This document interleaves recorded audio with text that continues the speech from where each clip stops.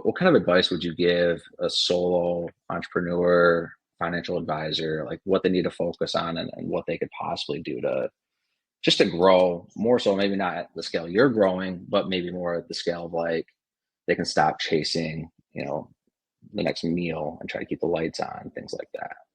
That's like some of the biggest pointers. It's a lot tougher, I think getting in today than it was, years ago, unless you have a, big client pipeline.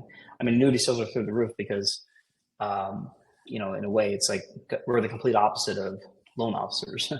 70% of the income is dropped for loan officers because interest rates went up. They can't refi houses, and we've been in such a low interest rate environment for 15 years. Now we're able to get better terms for existing clients. So, and I think they're going to be pretty good terms.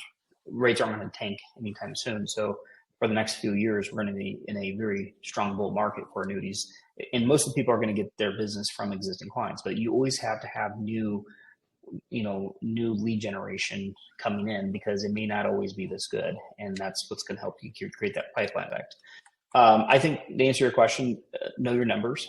When we meet weekly with your team, I'm all over the data. I'm going to look at the price. I'm going to look at the cost per show, the cost per RSVP, how many people are shown. We're fortunate to, I think, use some data dip software, that tells us it's 3% accurate, but it puts an edge where it can tell us how much investable assets outside of real estate this person has. And that's all we can ask for is get in front of opportunity for a reasonable price and being positioned. We are in the image business. Obviously you can work anywhere in the world today, but if you're an advisor, look like $1 million, like look like you can walk out with $1 million check and versus just a golf shirt. Unless you're already printing money, then you can wear purple all you want. But knowing your numbers, being consistent, and learn one thing at a time, not trying too many marketing channels at the same time.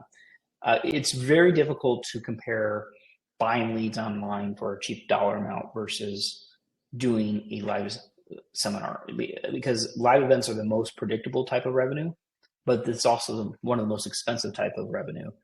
But it does pay off if you stay the course. So once you start, you can't stop.